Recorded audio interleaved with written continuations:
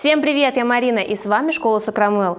Казалось бы, что сложно покрывать ногти гель-лаком, но в этом процессе, поверьте, немало нюансов. На модели вы увидите множество ошибок, которые мы будем исправлять. Ну что, поехали?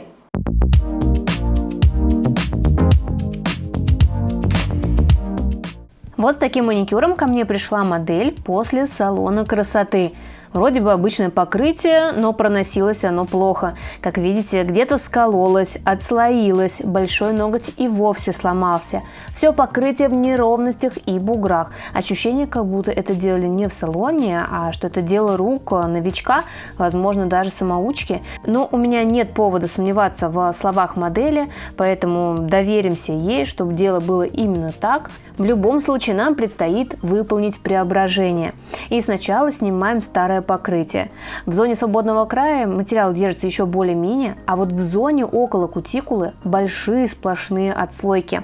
Почему такое может произойти?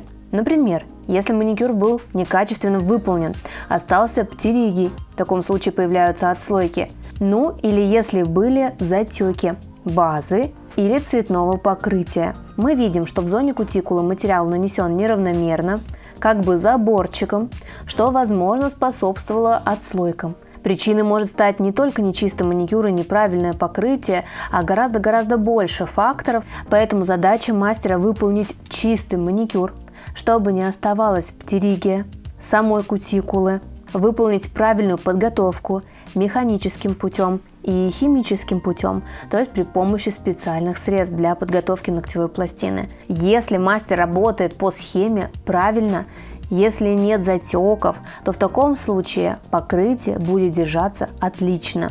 В данном случае после среза еще выполним небольшую шлифовку алмазной насадкой с красной насечкой, чтобы точно был завершенный эффект и гладкая кожа без заусенцев.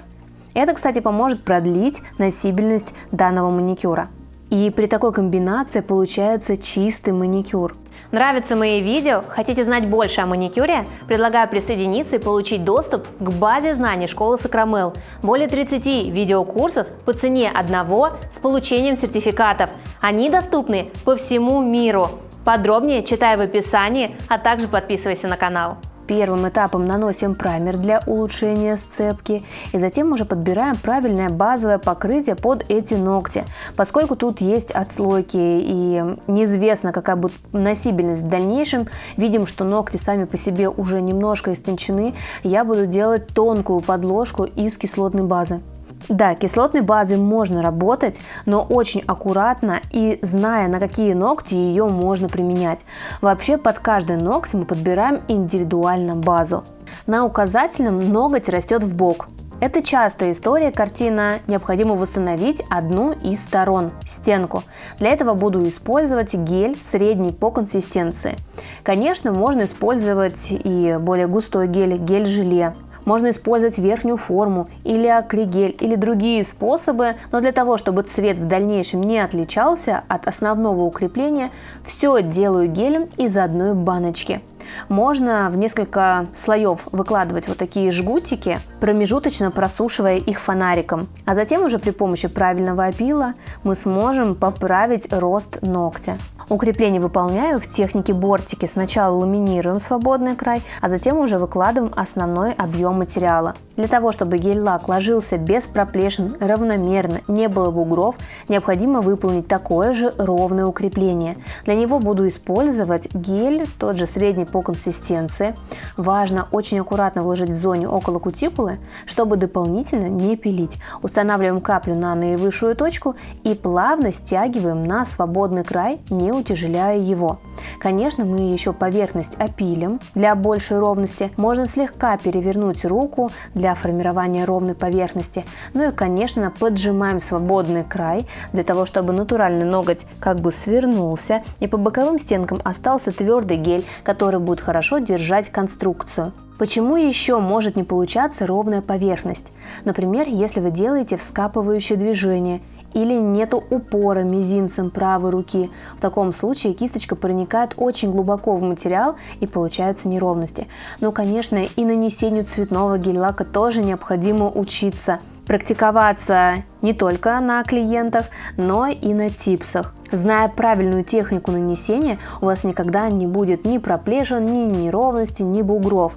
У меня на канале недавно было видео о том, как наносить гель-лак пастельных оттенков красиво, без проплешин, без наплывов. Перейдите и посмотрите это видео, чтобы у вас не было проблем с нанесением цветного покрытия. Конечно, хотелось бы здесь показать вам, как наносить цвет, но это есть у меня вот в этом ролике, про который вам сказала, поэтому мы выполним прикольный, интересный дизайн, который я давно хотела повторить. Но в любом случае, перед покрытием необходимо слегка опилить поверхность. Делаю это не всегда, но поскольку тут было восстановление, без этого не обойтись. Работаю длинными движениями и только по свободному краю, чтобы сгладить его. Ну и, конечно, не забываем про изнанки. Подпиливаем скрученный ноготь, очищаем грязь и делаем красивые изнаночки.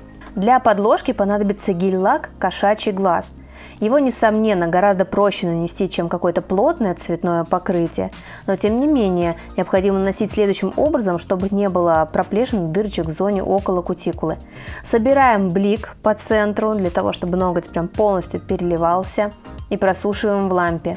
И следующим этапом будем наносить вот такую красивую бензиновую втирку.